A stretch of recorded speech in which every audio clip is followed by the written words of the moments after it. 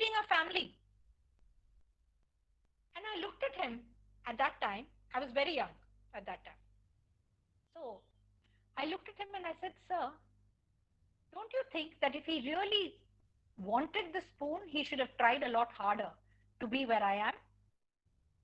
And I met him in our 10th year reunion back at the university, back at the college at IIM. And I told him, I said, Sir, do you remember what you stated? And I want you to know that I pay more to look after the family than anybody else in my family. I do more for the family. Thanks to the IIM degree, of course, it has helped. But, you know, do not ever think that a woman is going to play second fiddle all the while. If she's capable, she will bring home both the bread and the butter and the jam. And the man can be very happy just putting on the toaster. Okay? So I needed to be able to tell him that. So it's very often because you're always, you're so few. When I joined my first company, I joined NTPC. We were only two women again in that company in the head office in Delhi. Okay? And most of the other women who were there were in the class 4 staff. So people found it very difficult to deal with me in a meeting, right? Because they didn't know whether they should stand or sit or, allow me to only serve coffee.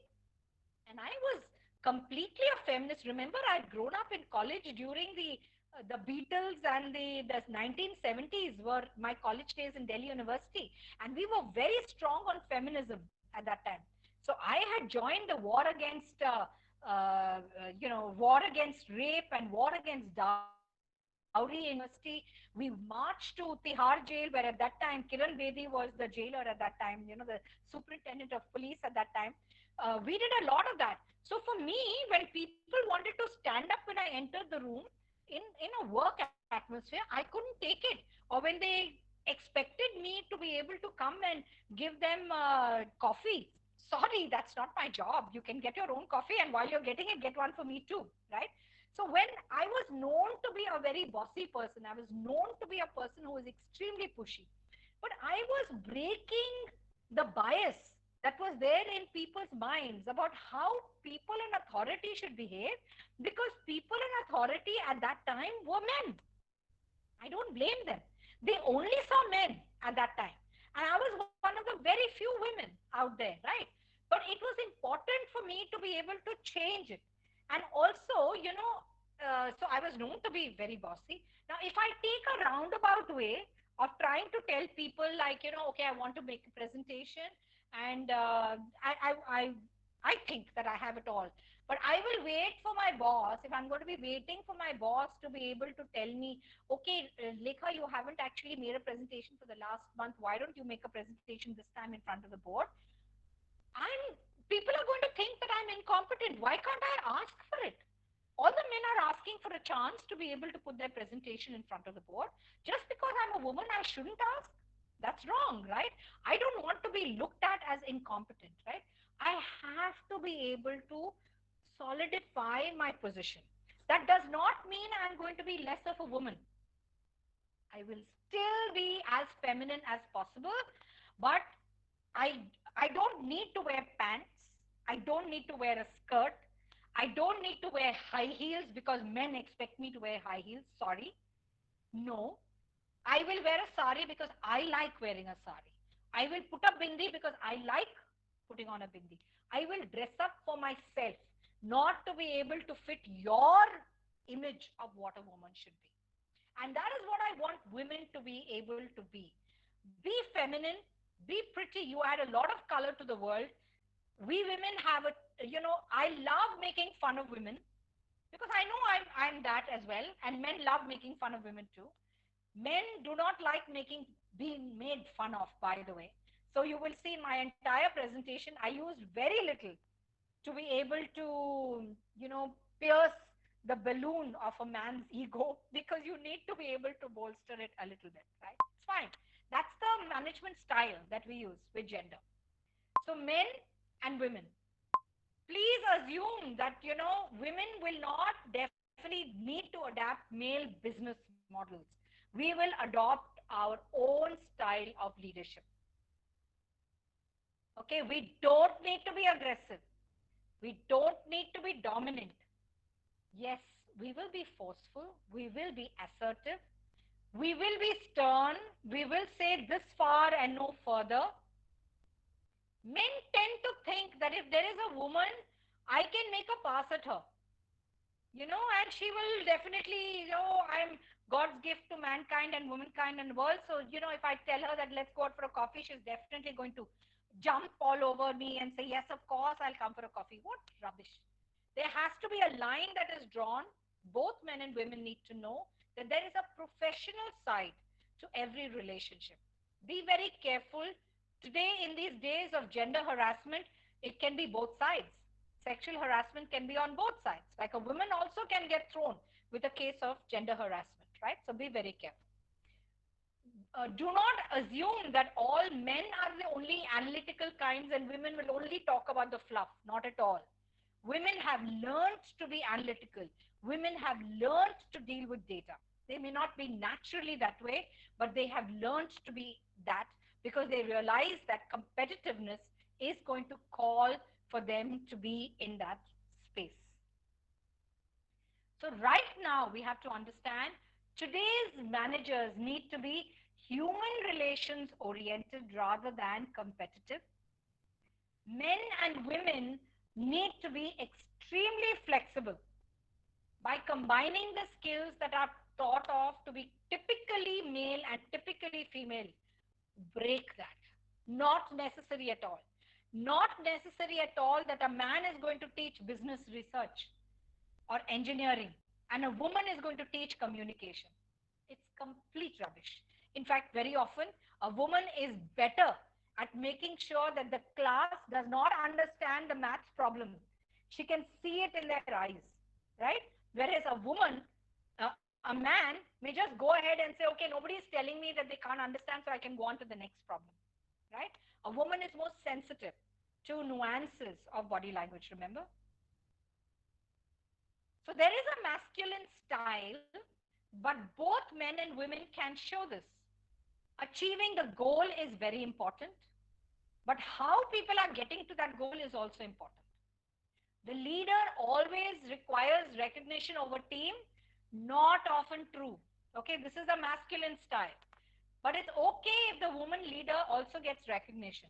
Kiran Majumdar Shaw or Indira Nui, there are people who have shown themselves to be good at why are you talking so far? Let's just talk about our finance minister. When she gave the budget, I was sitting in a room full of males, at one of the meetings that we had. And it was amazing to be able to understand and hear their comments. They could not accept the fact that a woman could give the budget. They kept talking about how Chidambaram was effective and how so-and-so would have been better and so-and-so was better, little realizing that she was giving great points, right? It's a different thing. I'm not talking politics right now. I'm only talking about style, right? Now, if you look at, let's say, cricket, and you look at Dhoni versus Virat Kohli, right? Virat Kohli has always taken the recognition over the team, right? Always. Dhoni, on the other hand, has always, I don't know whether you've noticed this, but you look back at some of the previous matches when he was a captain, he would go collect the cup and then he'll come and give it to the team. And he will stand somewhere. He's not going to stand in the center. He'll stand somewhere along the side, putting his arms around the rest of the people. He envelopes others. He brings others into the fray. He gives appreciation where others would get it. When he's upset on the field, Dhoni would never show his upset. He'd always look down or he'd look away or turn. Have you noticed? He would never actually shout at the others. Virat Kohli shouts. He will scream at the people at the, in the center. He would immediately shout at the fielder and curse people. Whereas on the other hand, you would find that, and this is actually what is required today. If you look at leadership and you look at level 5 leadership, that is people who are humble, personally humble with a strong professional will. That is Dhoni, right? Personally humble with a strong professional will to go ahead and be that the night watchman, in a test, to stay there, come out of turn, but to be able to carry that team across, right?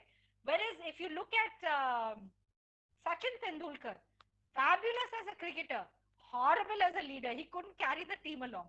So you have to understand, there are some people who can, who have a great name. Sachin has obviously become a world leader in cricket, but is he a team leader? No. Every time he has led the team as a captain, he has failed as an individual. Mahendra Singh Dhoni loves to be able to carry the team along with him. Virat, not that he has his own, records to crack at that time, but he definitely wants to make sure that he gets recognized as the leader, right? Mahendra Singh Dhoni doesn't mind calling in a couple of other people, asking their advice when there has to be a change of bowler and so on, right? It's he's a very inclusive sort of a leader, and that's a very feminine style more than a masculine style. Leadership, according to men, leadership should be top down. But today you can see that goals are top down, methods are bottom up, which is more women oriented. You say, okay, we'd like to be able to break into the US market. We have to get our prices down by 20% to be able to get into the US market. How do we manage to do that? Let's ask every team. What is it that they're going to say? So every team will come up with different ideas, and therefore somebody might say, I'm going to get my employees to have less leaves. Somebody else is going to say, I'm going to increase the productivity. Somebody is going to say, maybe I'm going to take more freshers in to be able to get more hands on board. So I'm going to be able to get ideas to be able to keep the cost down so that I can break that 20% barrier of pricing and get into a new market. And that is supposed to be a very feminine style, not a masculine style, right? Whereas for a masculine style, it should have been, this is what we're going to do, and this is how everybody is going to do it. There is somebody's audio that is on. I'm getting a disturbance. Okay. Questioning about tasks, right? So we say that a man, if he's going to ask about, okay, how are you doing? Why are you doing this? Why is this not okay? Then it signals a weakness. No manager should be able to ask, I believe, should be able to ask people, okay, why is this task not done? Can I help you in any way? Or if you are a subordinate, uh, Mr. Kenna Reddy, can you mute yourself, please? Hello, Mr. Abbas sir. Can you also please mute Mr. Abbas sir? Okay, okay, okay. Thank you. Okay. So there is a, let's say you're a subordinate, right? And your manager has asked you to do something. Now, if you go and question the manager about it, saying that this is something that is not working for me, I need help, and I want you to be, to give me some more resources. It looks as if it is insubordination, right? But actually it's fair, right? And that is supposed to be a masculine style. Okay, if I'm asking my manager about help, that's supposed to be a insubordination, masculine style. But actually, a woman asking for help is perfectly okay. It's very natural that she says, this is something that I can't do and I can't do well. But can you ask so and so to help me out? Or is it okay if I go to that team and ask for help? Or can I get this training done as well? It's fine. It does not need to be taken as I'm countering what the manager is saying. I want to do what he's asking me to do, but it's something that has to be done well. Okay. Bureaucratic accountability. Again, to say that this is my job, this is what I'm going to be doing right now. Uh, this is my JD. My job description says that this is what I have to do. Now, the other faculty member has not come, for instance. Imagine if you find the class is unruly, and somebody comes up to you and says, can you go and take that class? And you say, sorry, it's not my job. That's not my, I'm busy preparing for my other class. It seems to be okay. a woman will automatically feel, array, no, how can that class be left without somebody? I have to go and do something. Fine, I'll take my class now, and later on when that faculty comes, I'll do it. Or I'll engage them anyway. I don't want to give up my class because I am not prepared for my subject right now. But I will engage the class because I don't want them to get, to get out of control. So that's supposed to be a feminine style. But why? What is wrong if both men and women can show this? Why does it have to be very bureaucratic? Today, business and professional life is not about saying, this is my job, this far and no further. Cannot be, right? You have to be able to share. Interrupting subordinates. Let's say subordinate is giving a presentation, and a woman is going to think 2-3 times to say, okay, that's fine, now sit down. But a man, it's fine for him to say, okay, that's enough, sit down, somebody else take over. No, both are, it's not okay both ways. There's a nicer way to be able to tell your subordinate. And yes, if it's a feminine way, that's fine. Then men better learn the feminist style, right? Okay, so decision making does require teamwork. It requires personal accountability. You need to know what is in your control, what is not in your control, who all you can get into your team to make sure the job gets done. Because how that team works together matters. Behavior is important. You know, even when you look at performance management, right, and you look at, let's say, performance appraisal, I'm caught by this question in many companies very often, where they say, should the performance be measured on results, or should it be measured on behavior? And I say that there are certain tasks or certain roles where, yes, results matter because I cannot see the behavior. For the sales role, for instance, I cannot see how the person is working with the customers, whether he's got a nice relationship. I can only surmise that if the customer gives me feedback back that's saying, okay, this person has been good, then I assume it's been good, right? But I don't have direct view on what he's doing because his job role is away from the office. So maybe over there, I will need to look at results. But in a team, in the office, I will need to look at behavior. How much the person is going to share, how much he's going to be helping others solve problems, how much is he willing to allow the buddying to work, how much is he going to contribute to somebody else pointing out a difficulty, right? How the team works together matters. So behavior matters as much as results. We just have to be able to look at both, right? Okay. Questioning is clarification and of sharing information. Do not think that it is insubordination, that I'm actually, pegging you down. Not at all. Also, listening to somebody else is part of decision making. Just because I'm listening to you doesn't mean that I'm nepotistic, right? Doesn't mean, oh, she's listening because, oh, he's also from an army background, is it? Like she is. So maybe that is why, she's this. Or maybe he speaks better English. Maybe that's why she's listening. Oh, he also comes from Tenali. She also comes from Tenali. So maybe that's why she's listening. Stop making these generalizations about, what it is. Why is it that listening needs to be only because you are friendly with the person? Not at all. Maybe because you've got a better relationship, the person can open up, which is good, right? So maybe that's something men need to learn. Enhance the relationships and make sure that that decision making is going to be a combined effort. And please lead by example. Do not think that you can sit in your ivory chamber and everybody else is going to do whatever they have to do. You need to be there where it matters, right? The general has to sometimes be in the war. Don't just sit in the, headquarters.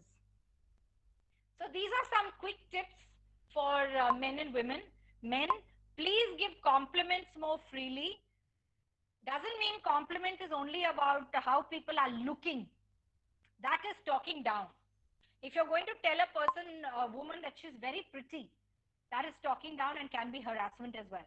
But if you say you did this job very well, or I admire the way in which you held the class's attention, or I like the examples you give there, would you share some with me? Or I like the cases that you've chosen. I think a woman would feel a lot more complimented if she is acknowledged professionally by the men around. Use praise when you want to temper criticism, right? You want to criticize, that's fine. But you can also say something good and then only criticize, right? You can say, So I really like the way in which you held the class's attention. Um there's one suggestion that I have. Maybe you might like to allow the students to actually argue that case out rather than you coming in too early. It might give them a chance to be able to look at both sides of the picture. So what are you doing? You don't have to start out by saying, why do you have to talk all the while? Why can't you allow the students to talk? You understand? So talk about it first with, we call it the sandwich way, right? Talk about something positive so the person is able to accept the negative. In fact, Stephen Covey, in his Seven Habits for Highly Effective People, spoke about the emotional bank account. Women are extremely good at creating an emotional bank account. Men are not so good. So when men say something negative, there's been not enough relationship before, positive relationship before. So therefore, when a man gives a criticism, it's taken to heart, right? It's taken immediately, it hits very hard. Whereas if a woman has created a relationship earlier, created a good positive environment around, and then if she says, hey, by the way, why don't you do this as well? Then it is taken to be okay because the bank account overall still has a positive bank balance of good relationship. Okay. So it's very important for us to be able to use praise and then only go in for the criticism. Praise not without reason. Okay, look for something which is positive. Then you give a constructive criticism. That's important. Asking for another person's opinion, please do that more and more often. It allows them to feel included. Just don't go ahead and give your decision. That's not okay. Right? And for women, please don't make excuses for yourself. If you have to give an idea, don't say, excuse me, has everybody else talked? Can I now talk? No, it doesn't matter whether they've spoken or not. It's fine. Just go ahead and give your idea. Right? You don't need to wait for your turn to come. No. Right? And also be more clear when you're giving an order or you're giving some decision, be more clear about why you want that done, how you want it done, what are the results going to be, by when you want that result on your table. Right? For instance, I teach, right? I still teach. I've always taught. In fact, right from 1992 in Vizag when I started teaching for the first time. Since then, I've always taught a subject and always at the MBA level, right? So usually on weekends. And I give, for every class that I have 2 or 3 journal assignments, right? Journals. That means they have to do a small assignment and send it to me. Now that assignment has to be sent to me by 6 a.m. Now, in fact, I made it 10 p.m. the night before. By 10 p.m. the night before, that assignment has to reach my inbox. If it reaches 5 minutes after 10 p.m., 50% marks are deducted. I will still evaluate. If it is 6 minutes after 10 p.m., I will not even evaluate it. So now so you just have to be clear about it. So last night, so I have a class tomorrow, right? And I'd given the deadline as yesterday, last night, 10 p.m. So everybody in class had given in their assignments because they learned that the previous time some people got only 50% on a 50% evaluation, and somebody else, I did not even look at it. I just sent it back, as absent. Um, and now everybody had given in their assignments. I think the last person was 8:30 p.m. So you just have to be concrete and hold by it. Don't allow yourself to get cowed down by people who are feeling bad around you. Though we like rapport, sometimes you have to be able to draw the line to be considered to be an effective person. I do not like people entering the class after me. So therefore, in a real-time class, I don't lock the doors. I don't go that far. But nobody can enter the class, right? They can sit outside. So in many of the colleges, they actually have put up a monitor outside for the students because they still want to attend the class, but they're not going to be allowed inside. So there's a monitor outside for them to listen to the class outside without attendance. They cannot enter the class. So now what do I find when I'm entering the class? I'll be walking from the front door, from the gate. By the time I'm walking, I'll find a whole flurry of people running into the class and coming in. You just have to be very clear about what you want and how are you going to enforce it. And enforce it. Women do not take the easy way out trying to be nice. You cannot be both popular and effective. Very rarely has Miss Popular World become Miss World. Remember? In the competitions also, beauty contests also. Very rare. Okay? So you cannot do both. This is some reading. So I've come to the end of my presentation in good time. This is some reading, and I love this series of books by Alan and Barbara Pease. Yes, Hema, you can do that. You can apply those in your class as well.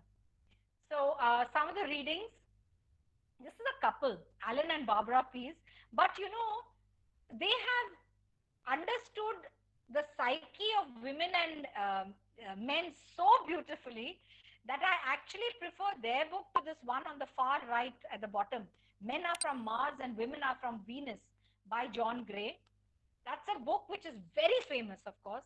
But Alan and Barbara Pease give so many examples that is how I began to realize why is it that a man doesn't feel it's bad to put his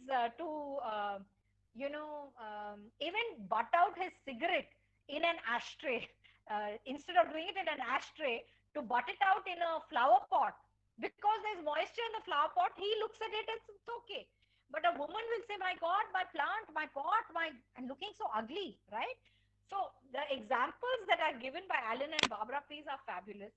Those of you who are about to get married, these are very good books to give your partner and read it yourself as well.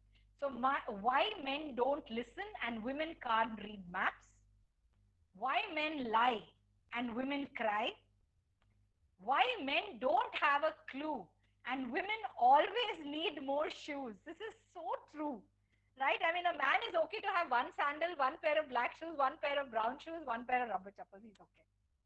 But a woman, imagine if she just had four pairs of shoes. Impossible, right? The same couple, Alan and Barbara Pease, have written this book on body language. Very nice. Again, that bit about, the fingers in the front or the thumb in the front, etc. All these are things that you can read to be able to understand. The book, okay, a lot of my entire presentation today is really based on Deborah Tannen's book, You Just Don't Understand.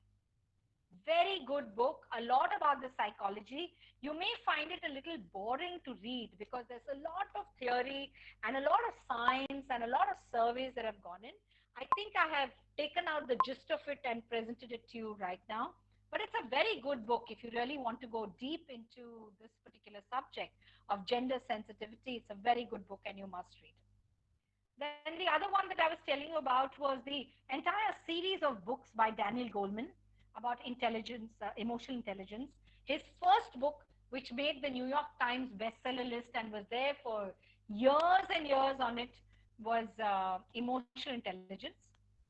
The second one, the one that I like very much, is Working with Emotional Intelligence. And the reason I like it is because he speaks in that about how you can work with understanding others and using your communication with them to make the others do what you want them to do without them knowing that you are making them do it, by making them feel that it's their decision in the first place.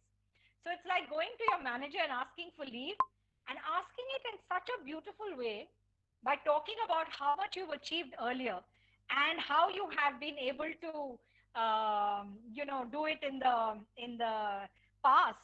But if you are able to say, this is the work that I've done and I've really worked very hard in it, and I think there are a lot of people who are now going to be needing to work on this. I do need 2 days off. I'm a little stressed right now. And the manager says, oh my God, she's done so much. There's so much of work that she's done. And so many other people are going to have to work on what she's given already. Why 2 days? Let her take 5 days off. So the manager turns around and tells you, you know what? You worked really hard. Instead of 2 days off, take 5 days off, and I'm only taking it as 2 days leave. Imagine. Right? So that is what this book is about. Working with Emotional Intelligence. It's a beautiful book. Please pick it up. He has also written many other books. He's written a book on primal leadership, about how the leader, let's say the dean or the principal of your college, when he's in a bad mood, how everybody else in that college also can sense that he's in a bad mood, and therefore will also, tiptoe around him and be very careful, and things don't get done very easily because he's carried his bad mood into the workplace, right? So Primal Leadership, a very, very, very nice book as well. So these are some of the books that I think it will be really good for you to pick up. This is my email ID. You are free to be able to connect with me. Please do write the date that you are talking to me, um, you know, or where we've met. So it's good to be able to, in the subject line, please write OU, FDP on gender sensitivity or whatever, and then you can carry on with the topic. So then I just know where I've met you. Just makes it easier. The date is also good at that time. I'm also very happy to speak to, because now I'm retired from full-time working, though I am also very busy, of course. I do a lot of lectures and things, but I'm very happy to speak to your students and to your faculty on various topics at any time. So please do connect with me. I'm free to answer any questions that you might have right now.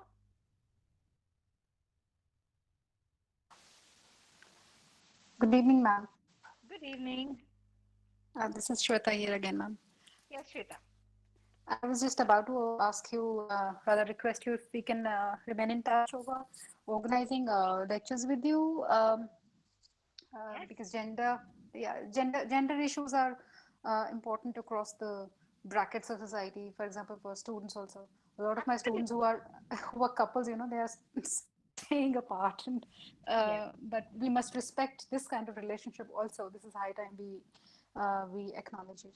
Yes, So and in fact, what you might find, Shweta, that you'll actually, the younger generation has a lot less tolerance because they're so busy. They don't even have the time to understand each other. And I think we need to be able to din that into their heads that it's important for them to adjust and make do. yes, Absolutely. ma'am. I'm very happy to be able to help out. Please let me know. Sure, ma'am. I'll be writing to you soon. Sure. Lovely listening to you, ma'am. Thank you. Dr. Kanna Muttaya, thank you so much for your compliment. Very nice. Good, good, good, great. Are there any questions Ma'am, that you might have? Yes. good afternoon, ma'am. Good afternoon. Yeah, ma'am, I'm Asifa from Asifa. JNK. Yes. Yeah, very excellent presentation, ma'am. You have touched every aspect related to gender sensitivity, ma'am. You have touched every aspect, but I have one question. Do women do politics differently? They do differently. If so, ma'am, think do they do politics in a different way? If so, is this a gender difference or just a different way of doing politics? So I do believe that yes, they do. They have their own type of politics, their own style of politics, and I'm not talking about it from the national politics point of view, but I'm talking about it between you and me, right? Men and women, because of the way in which they like to share information, the way in which they